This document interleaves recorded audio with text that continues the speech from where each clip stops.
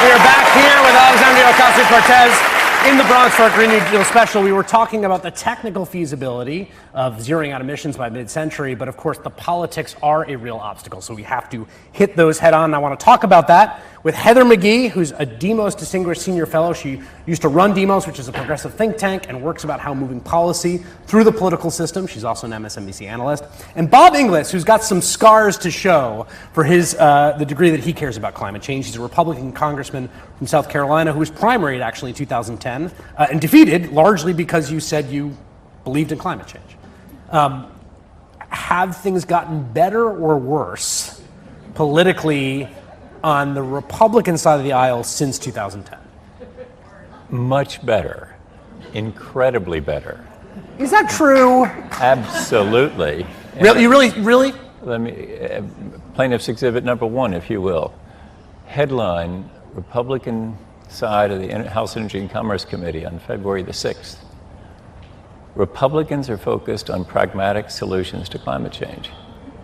Next day, Fred Upton, Greg Walden, and John Shimkus penned an op-ed. The lead Senate said, climate change is real, and we, the Republican leadership, are ready to do something about it. Mitch McConnell on the Senate floor just this week said that he does believe in and no, it was off the floor, on the press release, it was in a press very conference. Quietly. But it was to the press. He said that he does believe that humans cause climate change. This is Mitch McConnell. And I think that's a result of the millions of, particularly young people, who have been mobilizing on this issue. Yeah. I think that.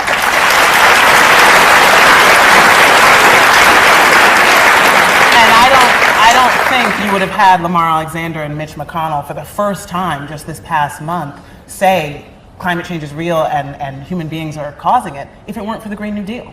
If it weren't for a solution that is rooted in one of the most popular pieces of American history, the New Deal, that is coming out here that is saying we can create millions of jobs. This is a fundamentally popular idea. It's popular in Colorado, in North Carolina, in Iowa, in Maine, these places where Republican senators are looking at their prospects and saying, why do we want to be the party of no on millions of new jobs? Let's say, 2021, let's say there's a Democratic president and there's a Democratic majority in the House, and through remarkable inside straight, there's Democrats have a majority of the Senate. Like, there's not the votes for this, right? I mean, that's what everyone says. Like, this is so far from what could ever pass. Well, that's why the way the Green New Deal was designed, and I encourage everyone here and watching to actually look it up, because we intentionally wrote it for the people of the United States.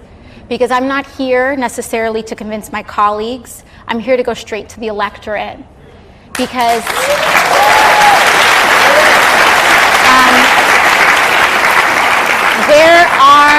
and that's why I firmly believe that this is not a partisan issue, because frankly, there are Democrats who will get in our way from saving ourselves too. And but do you want to name them? Or but y'all already know. But the thing is that you don't necessarily have to replace everybody. Even if you want, you can if you want to. You don't necessarily have to replace everyone. If the electorate prioritizes it and overwhelmingly supports it, then we create the political room to pass it. So, I guess to ask you, Bob, there's two ways of looking at the Green New Deal. I've seen conservatives say, you're alienating the people you need. Mm-hmm. They hate all the socialism stuff. Just focus on the carbon tax and we can make a grand coalition. And I've seen other people say, we've tried that for 20 years, it hasn't gotten anywhere. What do you think? Well, I think we're seeing the formation of a Tea Party of the left. The Tea Party of the right that tossed me out 10 years ago and went into this decade of disastrous disputation. I think we're at risk of that happening now on the left. Because last night, Donald Trump was in Michigan. There was a crowd that was really cheering for him. They were also chanting AOC sucks at some point, I think. And so, but what I'd ask you is, what's the difference between last night and tonight? This is the mirror image. This is the flip side. This is the. That's a good question. No. guys are making his point when you do that. Just FYI. What I will mean, say. No, what do you think about that? So here's what I think. What I think is that we are committed to policies that make American lives better. And we're actually talking about something substantive. We're not calling anyone names. People say Tea Party of the left. And I find this phrase very interesting, this phrasing very interesting, because the grounding of the Tea Party was xenophobia, the underpinnings of white supremacy. But you know, I understand politically what people say Tea Party of the left, because I am a progressive Democrat that won in a primary election and ousted the fourth most powerful person in the Democratic Party. I understand why people would say Tea Party of the left. The exception is that my district is overwhelmingly progressive, and our representative was not representing our actual position. So this is not a Tea Party of the left. This is a return to American representative democracy.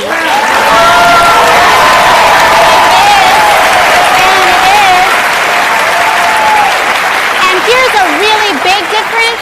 Here's a really big difference. The Koch brothers funded the Tea Party, and everyday people funded my campaign. I want to come back to this point first, but when people say, I mean, there's two ways to interpret the Tea Party, right? One is as a sort of feckless and nihilistic enterprise, right, that has led to this bad situation. The other is a very effective political movement. For instance, if you are organizing a political movement because you don't want action on climate change, the Tea Party was an effective movement. They literally primaried you and got you out, and they delayed action on climate change. So at some level, it's like, I wonder this all the time with progressive activists, like, when you think, Heather, of Tea Party of the left, do you think about that as a good or bad thing? I think about the country we want to see. Just the Green New Deal, this idea, even when pressure tested and talking about higher taxes and, you know, saying, oh my gosh, Democrats are proposing it, it's more popular than the Republican tax cuts, the $1.5 trillion we just found to give away to corporations and the wealthy. It's more popular than the wall. So I think when we have this idea that left ideas are moving and shaking inside the political atmosphere right now, it's true, but they're left in terms of the inside of Washington. In terms of the American people, they're the centrist ideas because they're about taking back our democracy and our economy. But I worry that what we do is if we have basically the mirror image of a Trump rally on climate change, that we drive all the people away that could come our way and solve this thing now. And then could we come back to things like universal basic income? Could we come back to health care? Because, you know, I was in 2 Congresses that were totally consumed by health care. You can't do it in a single Congress, the entire Green New Deal. It is literally impossible with the number of committee references that you would have in the course of that. So is it possible that we say, listen, climate change is the thing that we're seeing the whites of its eyes, we've got to act now. Can we come back maybe to universal basic income a little bit later?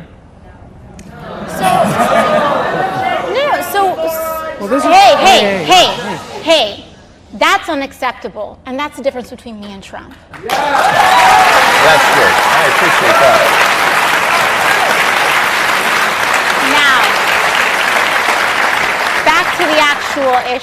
Back to the actual issue. You do not wave a wand and pass an omnibus all at once. But we can have these priorities, and I absolutely agree with you on that. However, this is the way political opposition works. They don't say no, they say maybe, ha, ha, hoo, ha, ha. And the idea, they slow walk, and and here's the thing is, I get that in our political context, in the history of healthcare, in the history of labor rights, in the history of women's rights. These are long struggles and intergenerational struggles, and that is something important for us as young activists to learn as well. We are not the first, we will not be the last. We stand on the shoulders of giants. But Climate change is different because we have an expiration date. And the IPCC report says we've got 12 years to turn it around. Yeah. 12 years. So my concern is that we are going to be the frog in the pot of boiling water. And we are going to debate and debate and debate and debate and debate. And then when we actually finally pass something, it is a wimpy carbon tax and our kids are doomed. The threshold now is, we got 12 years to cut emissions in half. And if you want to jump into that debate, great. That's what the debate is. Like, that's the debate. You want to get in the pool, then get in the pool and we'll have a debate. But that's how everybody, that's the threshold to get people in. And I think that itself is a pretty revolutionary change. Heather McGhee and Bob Inglis, thank you so much for coming through. Thank you. We'll be right back with Alexandria Ocasio-Cortez after this. Hey there, I'm Chris Hayes from MSNBC. Thanks for watching MSNBC on YouTube. If you want to keep up to date with the videos we're putting out, you can click subscribe just below me or click over on this list to see lots of other great videos.